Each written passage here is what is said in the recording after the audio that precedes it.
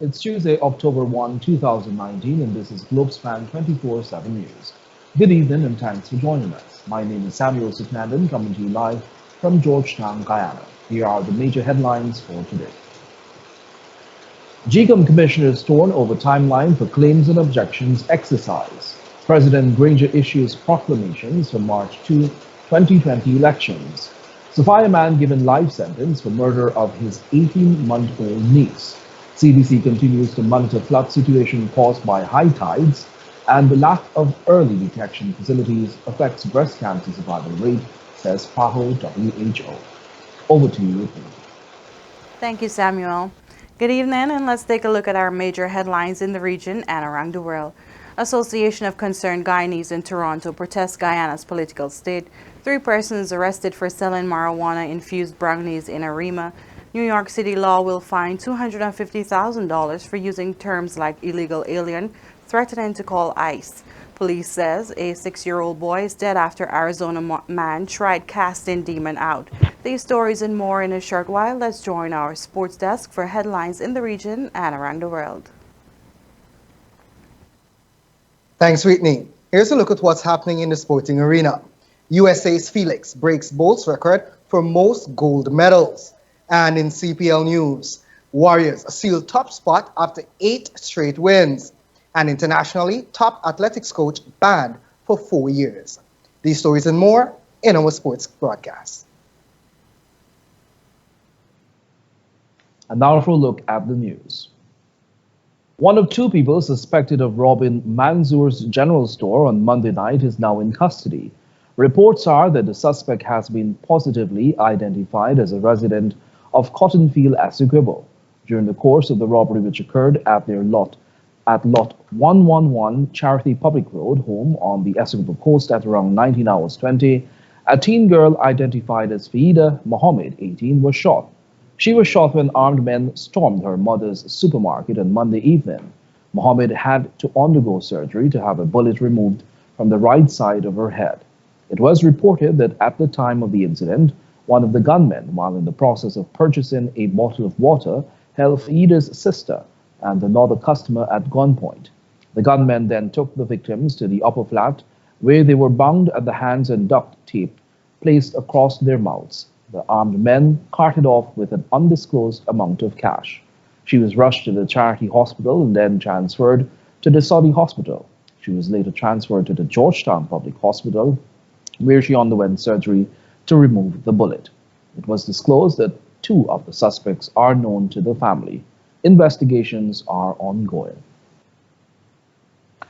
Meanwhile, following yet another statutory meeting of the Guyana Elections Commission, Gecom, it was revealed that not much progress has been made in relation to an absolute timeline. The Commission had advised that the claims and objections period was to be extended following agreement by the full Commission. However, PPP nominated commissioners Bibi Shadiq, in a brief discussion with the media following the meeting, said that the Commission is just going through more of the same and the meeting are becoming more like deja vu occurrences.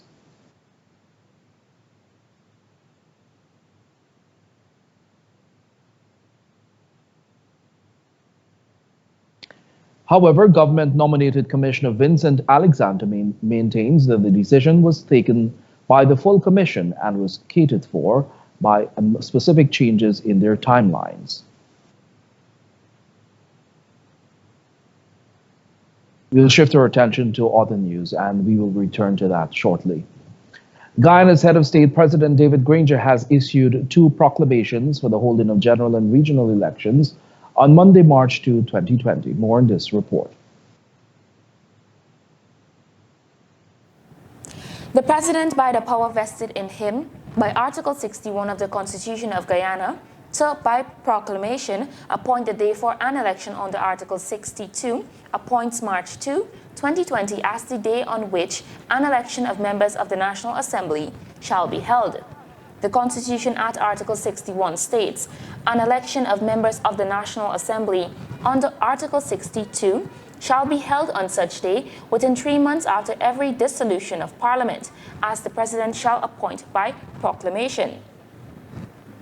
Similarly, President Granger has proclaimed that March 2, 2020, the same day as appointed under Article 61 of the Constitution for the holding of elections of members of the National Assembly, as the day on which elections of members of the Regional Democratic Councils shall be held. Article 73(2) of the Constitution states, elections of members of the Regional Democratic Councils shall be held and the councils shall be dissolved at such times. As subject to paragraph 3, the President may appoint by proclamation.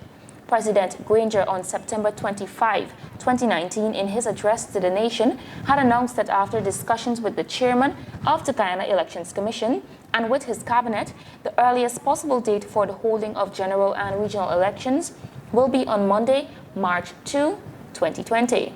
The President's statement followed Chairman of the Guyana Elections Commission Justice Claudette Singh's missive to him on September 19, 2019, indicating that the Guyana Elections Commission will be able to deliver credible elections by the end of February 2020. The head of state met Justice Singh on September 25 and discussed the statutory timelines for the upcoming general and regional elections. The National Assembly is now expected to be dissolved. MPs meet on October 10, 2019. For Globespan 24x7 News, Shakima Day.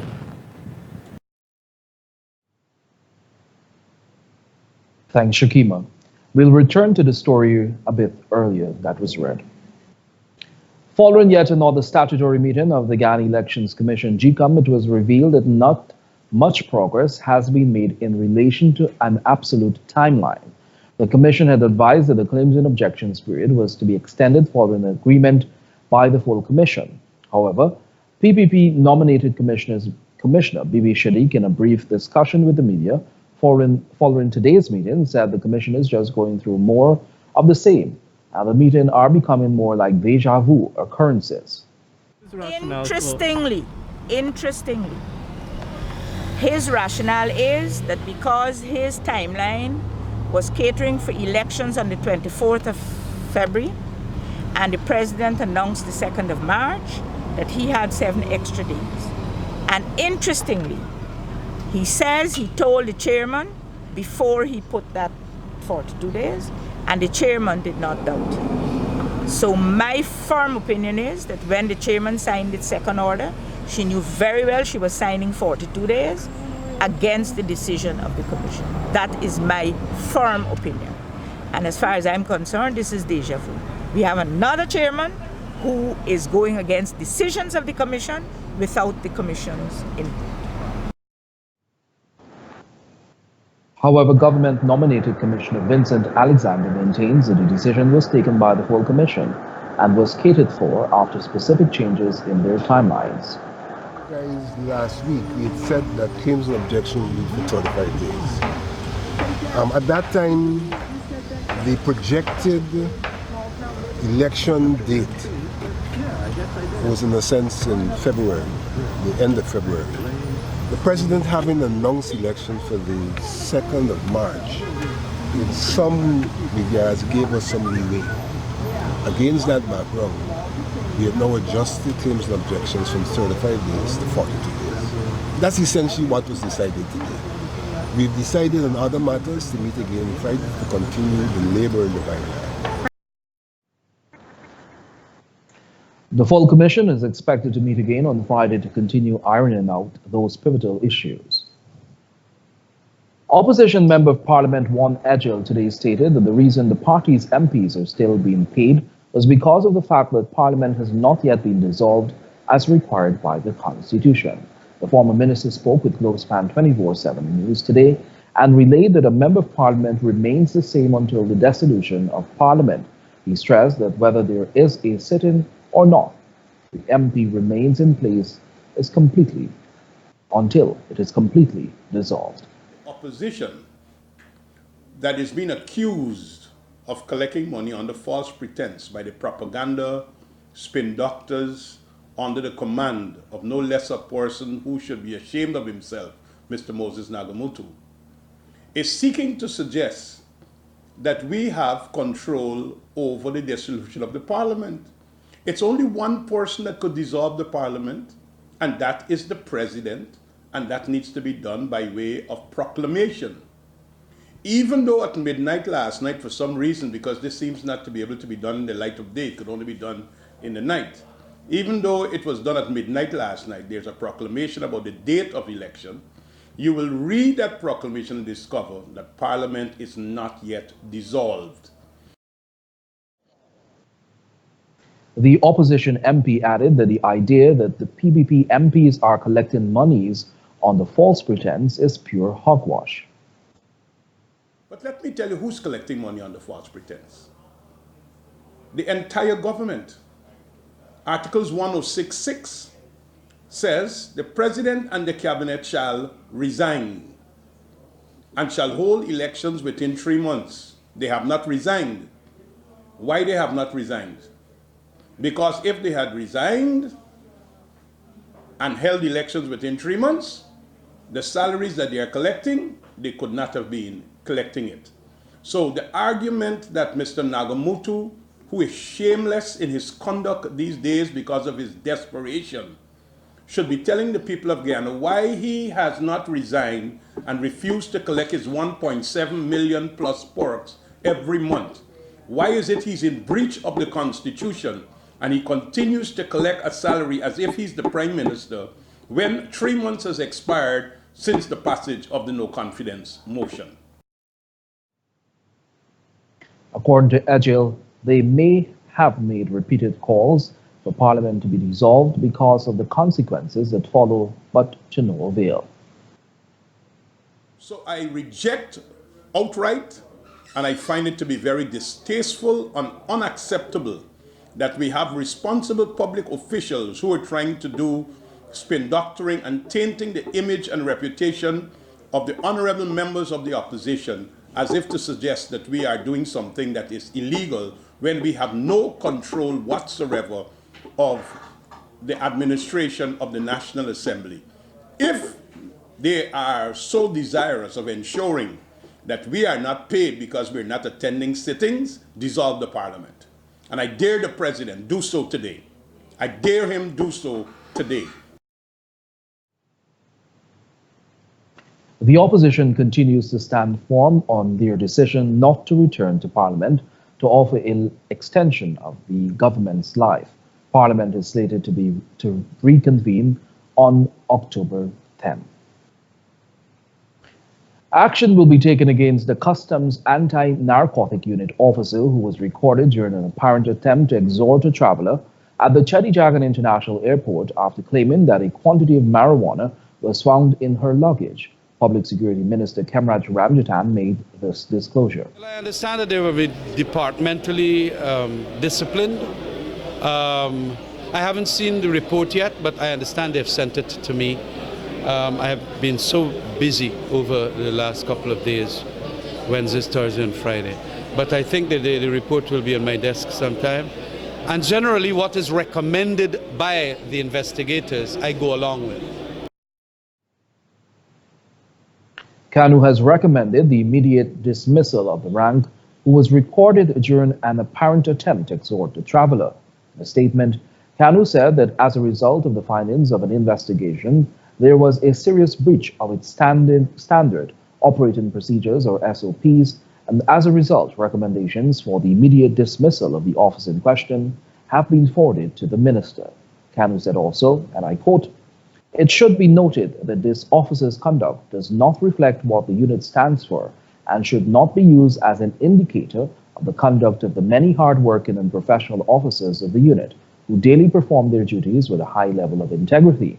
CANU regrets this unfortunate incident and wishes to assure the public that no acts of indiscipline and unprofessionalism will be condoned." End quote. The public is reminded that CANU welcomes feedback and can be contacted on 227-3507 or 226-0431. The Ministry of Public Infrastructure met with the Board of Directors of the Berbice Bridge Company, Incorporated BBCI today, where they discussed the way forward for the maintenance of the 6 pontoons the government of Ghana had budgeted for in the year 2019. Minister David Patterson outlined 3 phenomena going forward for the benefit of both the private company, BCI, and the government of Ghana for the Guyanese populace. Coming out of the meeting, the following was suggested. A jack-up barge would be put in place. BBCI and the Demerara Harbour Bridge Incorporation would be expected to provide an estimated cost and time frame for the commencement of works on the pontoons. BBCI would examine the question of the risk factor for the operation of the bridge. BBCI and the Ministry of Public Infrastructure would then meet within 10 days to discuss their findings and/or report on the operations of the aforementioned issues. And in other news, the Federation of Independent Trade Unions of Ghana, FITOG, says Guyanese people will see from today another burden placed on their overburdened backs as the Ghana Water Incorporated, GWI, prepares to impose another round of water rate hikes. The newest increase has seen the cost of water rising significantly. FITOG has calculated that unmetered customers will see their monthly rates going up by approximately 200% as apart from the increased charges, will also have a 14% VAT added to that. They said in a statement, and I quote, "For the ordinary workers and their families, it's a cost they can ill afford, but a service that they cannot do without either," end quote, the statement added. The trade union umbrella body said there has been a huge increase in the cost of water pails in comparison to the utterances about pay rises it imposed for public sector workers. As such, FITOG said the imposition of higher water rates also cannot be disconnected from the multitude of hikes in the cost in other services and products. According to that organization, data emanating from the most recently available Bureau of Statistics statistical bulletin indicates that between March 2016 and September of 2018, that the cost of white rice has risen by 30%, flour went up by 29%, sugar was up by 27%, cooking gas rose by 24%, and salt increased by 83%.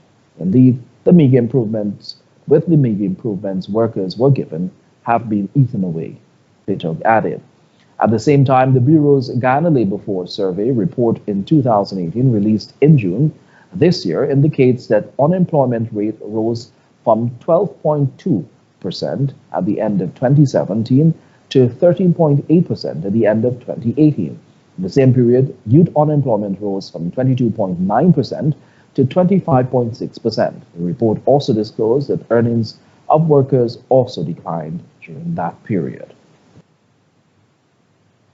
A man who threw his 18-month-old niece through a window, then buried her in a backyard back in September in 2017 was sentenced to life in prison when he appeared in the High Court today. Sherwin Roberts, 22 of Sophia, pleaded guilty to the lesser count of manslaughter and told the court that he was angry with himself at the time and should not have taken it out on the baby. The baby was hurled through a window of a shack where she and her underage siblings resided. She was buried alive by Roberts, who was back then recently released from prison. Her body, which was then covered with pieces of wood, mud, and slush, was pulled from the 3 feet deep muddy grave about half hour after. The grave was located just below the window through which her body was flung. The cause of her death was given as suffocation. Justice Joanne Barlow handed down the life sentence and indicated that parole can only be possible after 20 years. Remember to like our Facebook page and subscribe to our YouTube channel for the latest news in Guyana, the Caribbean, and around the world. Join us after these messages for more news with Shakima Day. To keep up with breaking news in Guyana, the rest of the Caribbean, and on the international scene, like, follow, and subscribe to Globespan 24x7's Facebook and YouTube news page. Join the conversation, get live news on the go, and news and details right here on Globespan 24x7 News. Globespan 24x7 has vacancies for full-time positions such as reporters, newscasters, and news editors.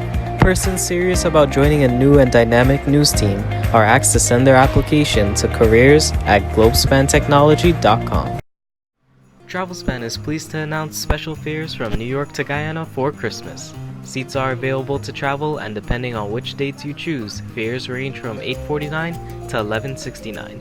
These are limited block seats on American Airlines non-stop flight from JFK to Guyana.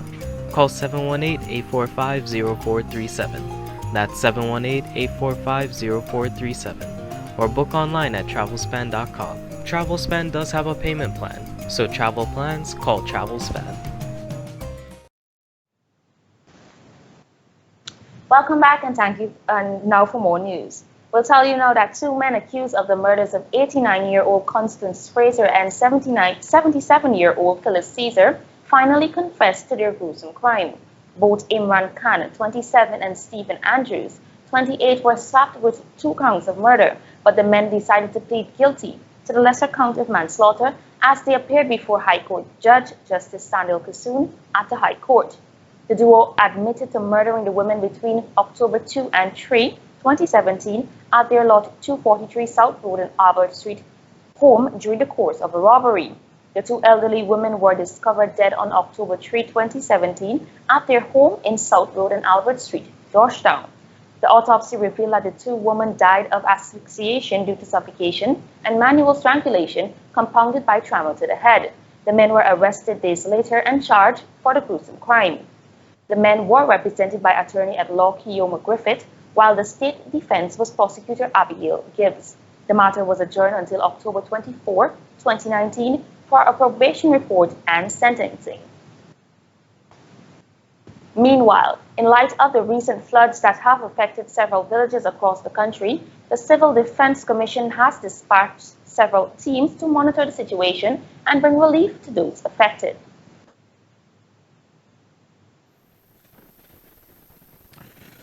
Villages along the coast of regions 2, 3, 4, 5, and 6 have been affected by the recent spring tide.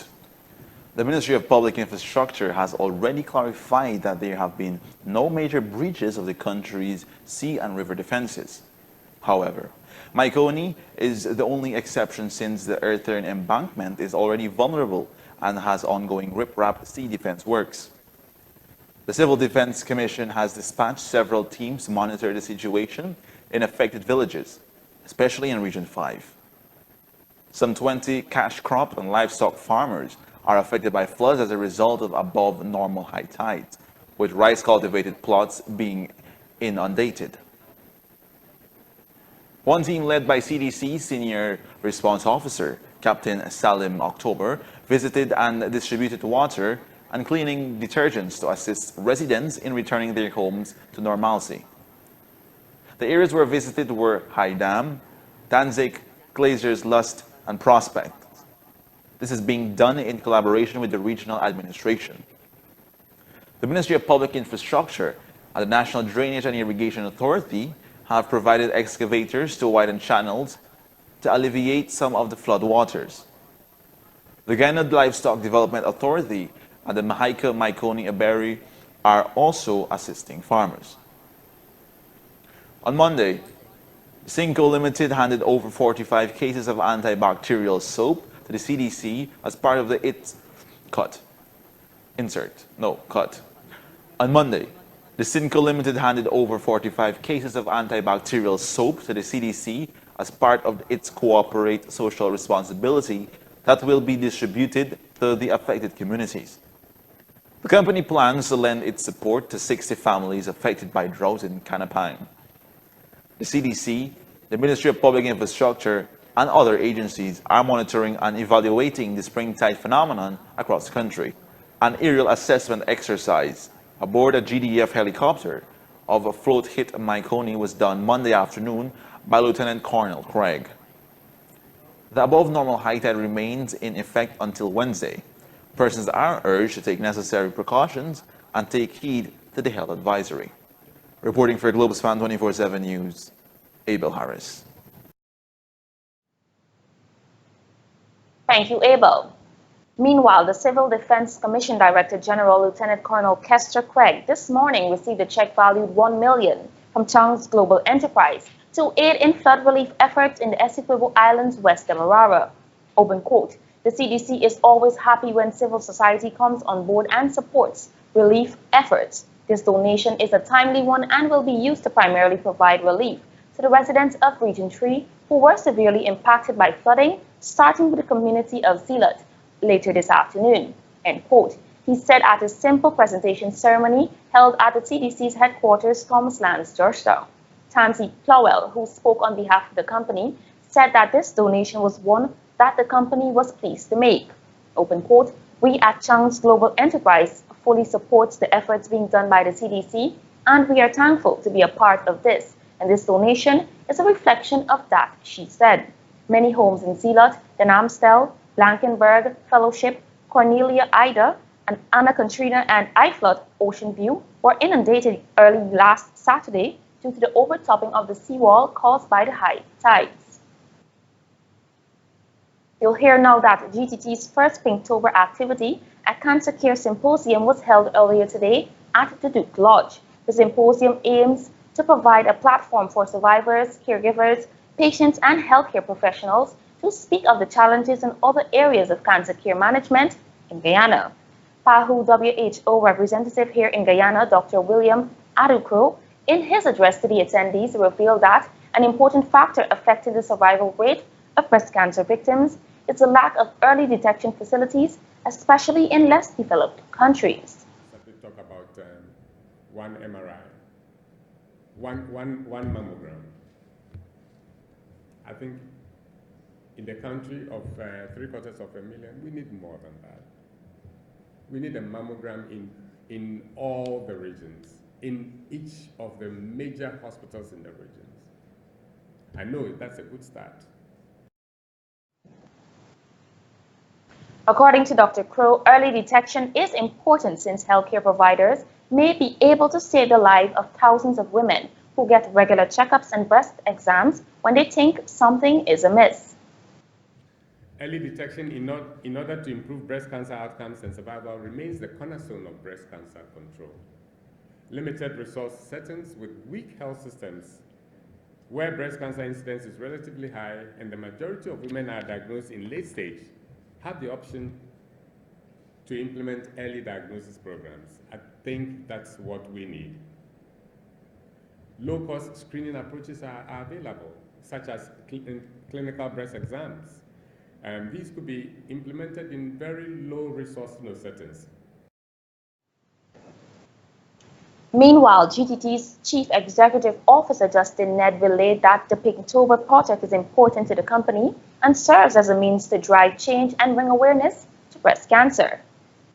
It is important for us to be connected to drive things like early detection, right through to palliative care. Among the other Pinktober activities slated are the 5 and 10K walk and run, which will be hosted on October 26. The event brings together a diverse range of stakeholders to walk in recognition of cancer awareness, and also the Live Aware, Live Beautiful, an ongoing initiative throughout the month that will provide small businesses with the opportunity to indulge patients, caregivers, and survivors who were affected in some way by breast cancer. Meanwhile, the Customs Anti-Narcotics Unit is presently hosting an annual week-long training session for staff of the local drug enforcement agency, with the aim of curbing the trafficking rates downwards. Deputy Head of CANU, Leslie Ramlal, noted that while strides have been made and continued focus is being placed on the conventional narcotics, the agency is now being plagued with the emergence of a new threat. In addition to this, the destruction of 5 fentanyl laboratories within the last 3 years in one country is a clear indication that the use of synthetic drugs is now a new but rapidly expanding phenomenon within our region. And so it leaves us to ponder what should be our approach to such a trend. The session is being held under the theme Stemming the Flow of Narcotics to Capacity Building and Interagency Collaborations. Vice President and Minister of Public Security, Hemraj Ramchatan, who addressed the forum, also alluded to the effects that drug trafficking has on a society. I want to tell you that it corrupts governments. It corrupts the commercial sector of a society. It corrupts the law enforcement. This thing called drugs. The people behind it also do not care as to the consequences of what happens to young children and even adults that become addicted. They don't care. Minister Ramchatan said drug trafficking remains a business and those involved are only concerned about their profits. He went on to detail some of the other far-reaching effects of what's deemed as scourge on Guyana that distorts the economy. Your economy looks better when so much drugs money flowing around it and in it. And then some people feel that that's a lovely economy to have. It distorts it by virtue of so much money being in it, and you feel that your economy is doing well. It's not. It disincentivizes people wanting to invest in the country because they feel that this is a drug territory. The Public Security Ministry said there are statistics to prove that this is true. The minister stressed that there is also a cultural negative attached to the drug industry.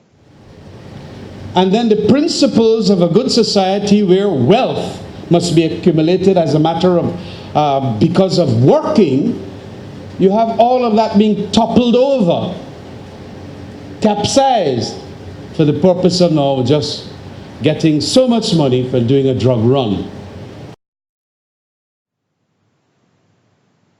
Minister Ramchatan said the drug fight is not an easy one, with larger and more capable nations still waging a war on what is now becoming a corporate business that spawns a variety of criminal activities. We'll tell you now that the International Day of Older Persons is observed on October 1 each year. With that in mind, the government, through a collaborative effort between the Ministry of Social Protection and the Commission for the Elderly, are hosting observances to celebrate what has been declared, the month of the elderly. Here's that report. The community of Baggotsville on the west bank of Demerara saw the beginning of this month's activities, with elderly villagers being treated to breakfast. Chairwoman for the Commission of the Elderly, Everett De Leon, said the Commission saw the necessity for the idea. Well, actually, when you get old, it's like if you get back like a child. And even though you would tell pensioners not to come here early in the morning, they would still come because they have the notion that the money would finish and they wouldn't get their pension. Some persons, they're in dire need for this pension, so they don't sleep all night, sometimes 3 o'clock in the morning, they're out. And we recognize this fact, and we said that we will have to work along with them in ensuring that they have a breakfast, because as you would have heard, some of them would faint at some times.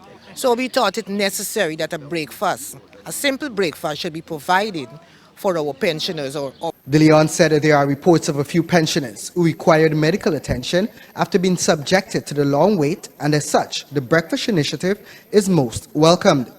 She added that this will not be a one-time thing, and residents can look forward to breakfast being served every month.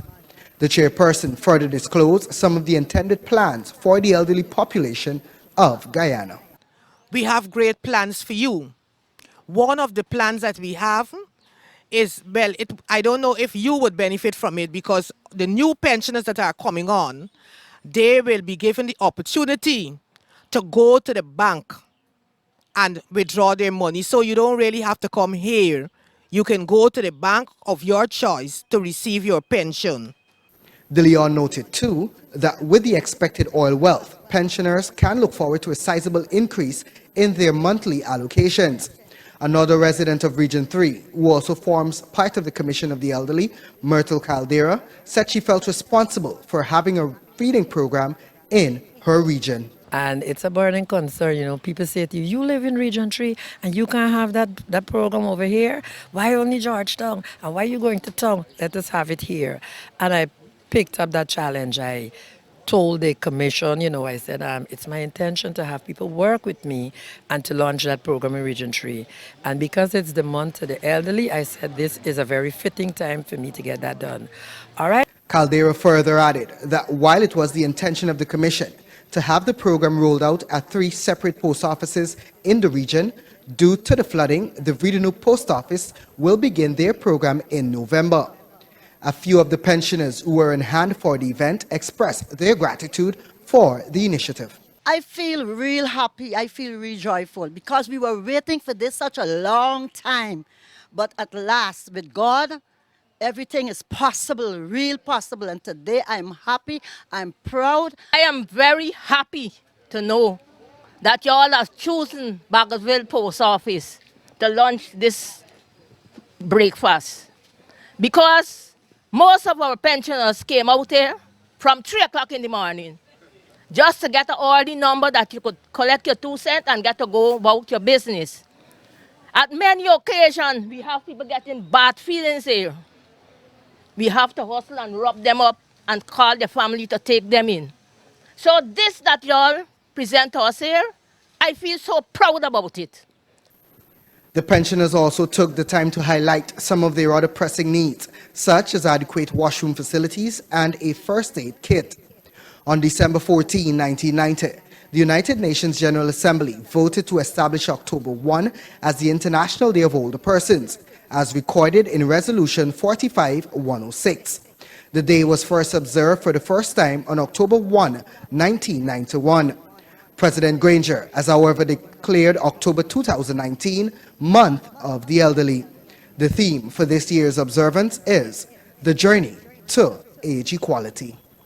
For Globespan 24x7 News, this is Kingsley Bryan. Thank you, Kingsley. In other news, residents of Lane Avenue, Georgetown, sang praises for the government today at the commissioning of a bridge that was constructed at the cost of $3 million. Councillor of Constituency 13, Tricia Richards, told the media at a simple ceremony held earlier today that the construction of the bridge commenced 2 weeks ago and was finally completed today. This is a project that is in collaboration with the Ministry of Communities along with the Mayor City Council of Georgetown. This project is one that the ministry would have highlighted in Constituency 13. We had 4 projects being given subvention from the ministry in year 2019, 2 bridges on Lane Avenue and 2 grounds in East and West Roundbelt. Richards stated that the project was mainly the rehabilitation of the Carty Bridge, one that was dilapidated and in no usable condition to the community for a number of years. Meanwhile, a resident, Kurt Williams, who has resided in the area for over 25 years, stated that the bridge will aid the school-aged children who were previously forced to take a longer route in order to get to school. For example, the school children, they used to gotta walk all the way around to the next bridge. And if you could even take a look, you could see the condition of the bridge, you know. And it used to be real hard trending. Them children gotta walk till so, and you know, no, they're just walking right across it. Shortcut. Gloria Griffith, an elderly resident in the area, also praised the initiative. Speaking on behalf of the elderly persons in the area, Griffith stressed that more improvement works need to be done in the community. Development of the community, well, at least I'm focusing right now on this canal that has been cleaned. And I see the weeds started back again. I was so glad when it was clear. And now I see the weeds start again. And then towards the bridge there, they're not finished as yet. Because I noticed, you know, there's the chair that down there now with swamp and the front here. So they'll have to come and do some work down there too. If you have any news story to share, don't hesitate to contact us on our Guyana WhatsApp number at 592-640-7615. Now let's take a look at our bridge reports.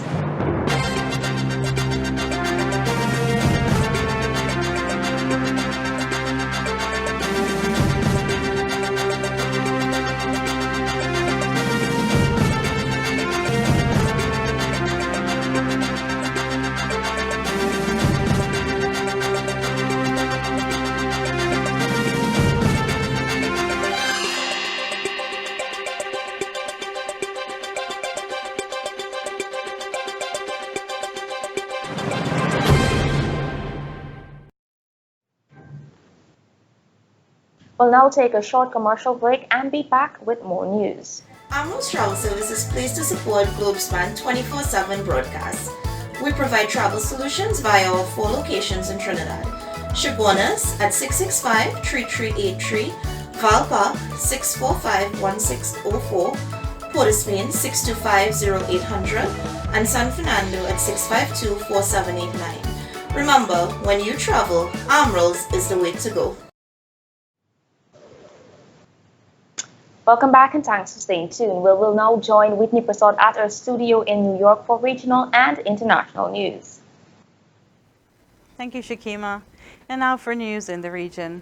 Member of the Association of Concerned Guyanese in Canada, Toronto, on Saturday staged a peaceful protest to voice their concerns regarding the current political crisis facing the Guyanese nation owing to what they call a dictatorship government.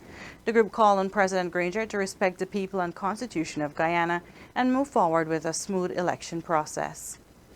Respect the constitution of Guyana. That is why we are here, asking for democracy to be returned to our country. After 28 long years of relentless struggle, our country have made some democratic development and we have advanced, and today, after that long bitter struggle, Guyana has been completely reversed back into dictatorship. This is intolerable, this is disgusting, and that is why we are here to protest. The group called on the Guyana Elections Commission, Gecom, to do their due diligence where free and fair elections is concerned. The group reiterated that Guyanese should be able to exercise their right in general and regional election without fear of doing so. The international community to support in our country. We are not here necessarily to ask you to support the PPP or any party. We are here to ask that democracy be restored back into our country, and Guyanese people have the right to elect the government of their choice in a free and fair manner. Thank you. Given Gecom's promised readiness in February of 2020, yesterday President David Granger issued 2 proclamations for the holding of general and regional elections on Monday, March 2nd, 2020 in Guyana. Today, the Trinidad and Tobago national flag flew on the NASQUAD board in Times Square, New York City, as Prime Minister Dr. Keith Rowley rang the bell to start the trading day. Rowley used the opportunity to invite everyone to visit Trinidad and Tobago as he lauded the island's chocolate, music, and Pitch Lake. He described the NASQUAD bell-ringing ceremony as historic and auspicious occasion, while emphasizing that Trinidad and Tobago's largest trading partner is the United States. The Prime Minister said the island looked forward to a continued close working relationship with the United States and the people of the U.S. Rowley said Trinidad and Tobago may be small, but is definitely not insignificant. And officers of the Northeastern Division Task Force arrested 3 people on Saturday night after they were found selling marijuana-infused brownies and cookies in Arima, Trinidad and Tobago. One of whom is believed to be a teacher at the University of the West Indies, along with 2 students, were held at around 7:30 p.m. at Farfan Street. Acting on information, the officers went to a named location and found the trio allegedly offering the items for sale to interested persons. Following the arrest, officers carried out searches at the homes of the 3 and seized a quantity of items pertaining to the creation, packaging, and distribution of the products. The trio remained in custody on Saturday night and was being questioned up to yesterday. They were to appear before an Arima magistrate this morning. The Bahamas government says it will deport undocumented immigrants who survived the passage of Hurricane Dorian on September 1st and are now living in shelters. Immigration Minister Elsewhere Johnson says the shelters will not be used to circumvent the law. According to him, there's an Immigration Act and the Immigration Act is in full effect. The Category 5 storm with winds in excess of 180 miles slammed into the Bahamas, killing at least 56 people and causing widespread destruction, mainly on Grand Bahama and Abacos Island. The government-appointed coordinator of hurricane relief efforts in Abaco also warned undocumented immigrants against any plan of returning to the island. Soon after the hurricane swept through the region, Johnson had announced that the government would not carry out immigration exercise as shelters for hurricane victims were opened. Taking a look at what's happening on the international scene, New York City's Commission on Human Rights announced on Thursday that residents could face up to $250,000 in fines if they use terms such as illegal alien with an intent to demean, humiliate, or harass a person. The city tweeted on Thursday, "Hate has no place here." In its announcement, the city listed a number of offensive ways to address immigrants, including threatening to call Immigration and Customs Enforcement ICE or harassing someone for their limited English proficiency. It clarified that calling ICE with a discriminatory motive was a violation. It was not immediately clear what New York City would consider a call to ICE, lacking in discriminatory motive. According to a new poll, the Trudeau Liberals offside with a good number of Canadians. Canadians remain supportive of immigration, the kind done through regular channels, but have a big concern when it comes to people crossing the border illegally at places like Roxanne Road in Quebec. Those are the findings of a poll conducted by Dart Maru Blue Voice of Canada poll. While Canadians give Trudeau Liberals decent marks on the handling of regular channel immigrants and those who seek refugee status through normal channels, two-thirds think the government is doing a bad job of handling those who walk across at what government calls irregular points of entry. In January 2017, Prime Minister Justin Trudeau posted his infamous #Welcome to Canada tweet, and more than 50,000 people have crossed Canada's border illegally from the United States to claim refugee status. British Prime Minister Boris Johnson says the government is offering the EU very constructive and far-fetching proposals to break the Brexit impasse. In an interview with the BBC, the Prime Minister confirmed the UK's plan would include some custom checks on the island of Ireland after Brexit, but they would be absolutely minimal and won't involve new infrastructure. The EU says it has not received any proposals from the UK yet, that could replace the backstop. A very good offer. We're going to make a very good offer. We're going to be tabling it formally very soon. But there is a difficulty if you try to keep Northern Ireland in the customs union. We're not going to be producing now the proposals that we'll be tabling in Brussels, because that's what you've just recited is an example of the kind of ways in which this thing can get confused, and people can, I think, needlessly distort what we're proposing, and then conversations can become more difficult. Mr. Johnson has said the exit will go ahead with or without the deal, despite MPs passing a law last month forcing him to ask for an extension from the EU if Parliament hasn't voted in favor of a specific deal or leaving without one. The UK is set to leave the EU on October 31st of this year. And China's President Xi Jinping has recently emphasized unity, development, and strength as he addressed the world on the 70th anniversary of the People's Republic of China on Tuesday, saying, open quote, "There is no force that can shake the foundation of this great nation," end quote. Standing in Beijing, the president declared the founding of the PRC on October 1st, 1949. She added, quote, "Today, a socialist China is standing in front of the world," end quote. Xi's address was heavy on nationalist stroke, playing into the long-term Communist Party narrative of lifting China from the century of humiliation it suffered under the Qing dynasty amid invasion by colonial powers, including the United Kingdom and Japan. And the kingdom's ambassador to India, Saud bin Mohammed Al Sati, recently said Saudi Arabia is looking to make investments in India, potentially worth $100 billion in the areas of energy, refining, petrochemicals, infrastructure, agriculture, minerals, and mining. Infrastructure is one of the sectors which get the highest foreign direct investment, FDI, inflows in the verticals such as township construction, development projects, and housing were recorded at $25.5 billion. In August, the Union Cabinet allowed 100% FDI in coal mining and related infrastructure activity. The government has been burning midnight oil to stabilize the economy in the past few months and has given a massive push to the infrastructure sector by allocating monies towards the last budget. And human rights body Amnesty International says An investigation has found that a U.S. airstrike in Somalia in March killed civilians and not militants, as the U.S. Africa Command AFRICOM alleged at the time. It says that the U.S. failed to investigate claims that 3 victims were farmers and had no ties with Islamist militant group. The 3 men were returning from their farms to their home in the Lower Shabelle region where the car was targeted. 11 people were interviewed, including co-workers and family members of the men killed, and they were adamant that none of them were members of Al-Shabaab. AFRICOM said in March that its assessment had determined that the airstrike had killed 3 terrorists, and it was aware of reports of civilian casualties. And finally, to end the news, after a short-lived rally towards $1,535 a troy ounce last week, gold has shed all its gains, having fallen below the psychological importance level of $1,500 an ounce early this week.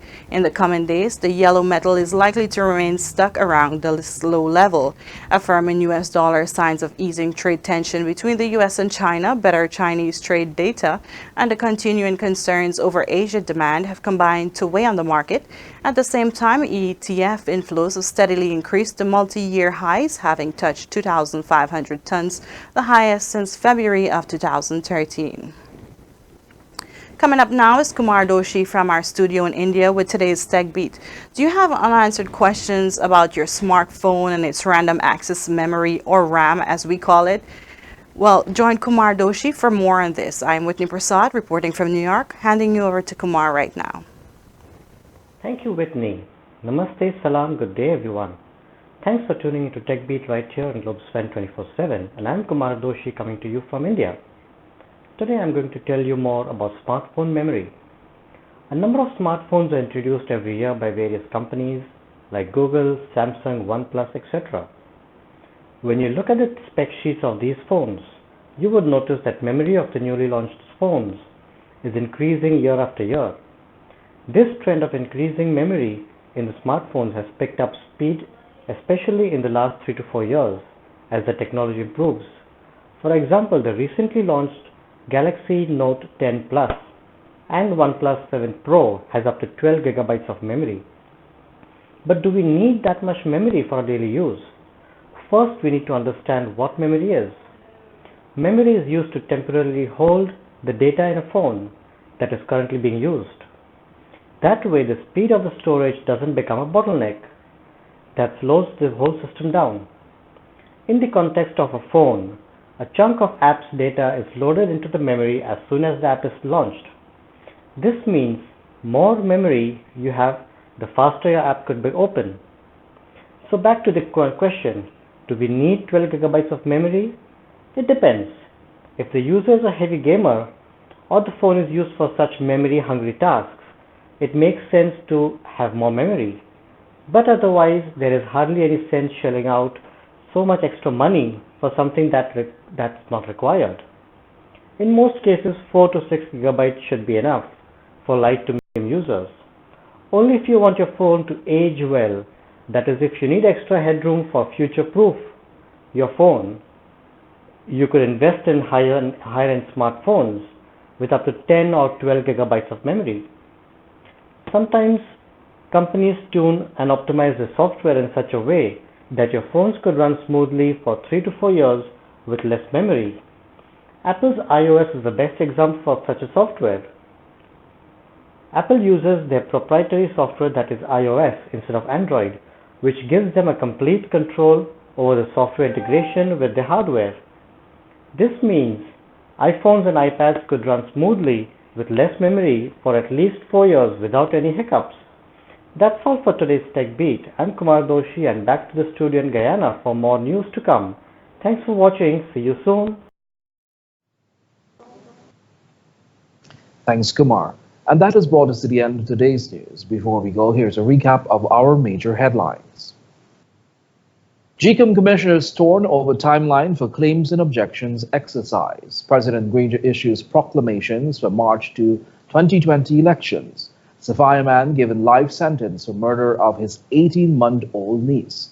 CDC continues to monitor flood situation caused by high tides, and lack of early detection facilities affects breast cancer survival rate. Thanks for watching Globespan 24x7 News. On behalf of myself,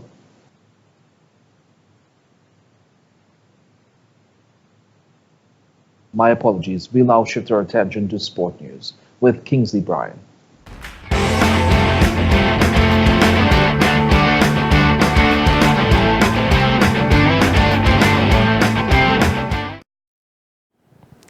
Thanks, Samuel. Now for a look at what's happening in sports. We'll tell you that USA's Felix breaks Usain Bolt's record for being the athlete awarded with the most gold medals. USA Olympic sprinter Felix broke Bolt's record on Sunday after winning her 12th gold medal at the World Championships on the mixed gender 4x400 meter relay team. She now holds the record for the most gold medals at the Track and Field World Championships.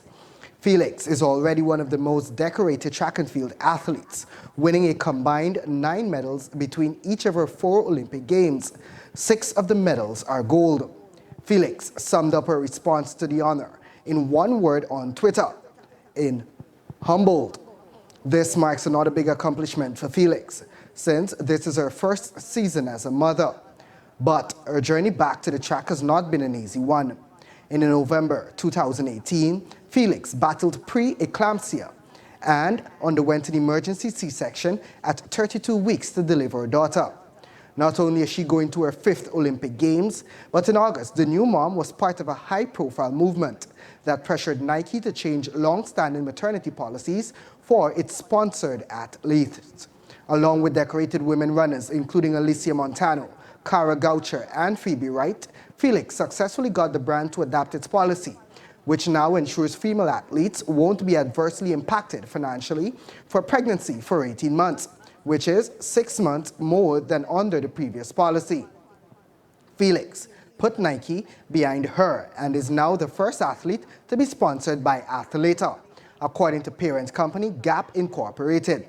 Now, the world can watch Felix run in Tokyo for the 2020 Olympics. And turning our attention now to CPL, the undefiant Warriors sealed their top spot after 8 straight wins. The Ghana Amazon Warriors extended their perfect 2019 Hero CPL campaign to 8 wins from 8 matches, with a 19-run win over defending champions, the Trinbago Knight Riders, at the Queen's Park Oval, despite Kieran Pollard and Darren Bravo briefly threatening to pull off a nerve-wracking upset. The Knight Riders appeared dead and buried at 91 for 4, with just 6 overs remaining, and still needed 94 more to overhaul the Warriors' 185 for 6. But Pollard and Bravo went on a ferocious 6-hitting spree that almost dragged the unlikeliest of wins out of the fire for the TKR. They came up short, though, with Kimo Paul's 19th over, in which only singles came from the last 5 balls, easing the Warriors' fraying nerves before Tahir bowled Pollard for a sensational 71 from 38 balls, with 3 balls to go and 21 still needed to at last finish the contest. The final winning margin of 19 runs also highlighted the significance of Mario Shepard's late cameo with the bat. In the Warriors' innings, he smashed 32 from 13, with 2 sixes and a 4 to finish it off, as 25 came from Chris Jordan's closing over. Yet another win for the Warriors means they have now guaranteed themselves top spot in the regular season, with 2 games to spare, while the Knight Riders still have work to do to secure their own place in the top 2 and the safety net of a place in Qualifier 1. 1 win from their 2 remaining games will do it. And internationally, a top athletics coach has been banned for 4 years. High-profile athletics coach Alberto Salazar has been banned for 4 years for multiple anti-doping rule violations. The American is head coach of the Nike Oregon Project, or NOP, the prolific long-distance running group that has produced some of the world's best athletes, including 4-time Olympic gold medalist Mo Farah, who Salazar coached between 2011 and 2017. Salazar, 61 years old, and Jeffrey Brown, a consultant doctor for the NOP, were ruled to have trafficked testosterone, tampered with the doping control process, and administered a banned intravenous infusion. He was suspended by the U.S. Anti-Doping Agency after a 4-year investigation. The Cuban-born Salazar enjoyed a distinguished athletics career, winning the New York Marathon for 3 consecutive years, between 1980 to 1982. He also held American track records over 5,000 and 10,000 meters. The news comes during a grim week for the sport of athletics, with poor attendance levels at the World Championships in Doha, Qatar. And that has brought us to the end of sports for today. Join us tomorrow as we keep you updated on what's happening in the sporting arena. Back to you, Samuel. Thanks, Kingsley. We do apologize for the mix-up a bit earlier. Before we go, here's a recap of our major headlines. Gecom Commissioner's torn over timeline for claims and objections exercise. President Granger issues proclamations for March 2, 2020 elections. Sophia man given life sentence for murder of his 18-month-old niece. CDC continues to monitor flood situation caused by high tides. And lack of early detection facilities affects breast cancer survival rate, says PAHO WHO. Thank you for watching Globespan 24x7 News. On behalf of myself, Samuel Suknan, and the news and technical team, until next time, do have a pleasant rest of the evening. Goodbye for now.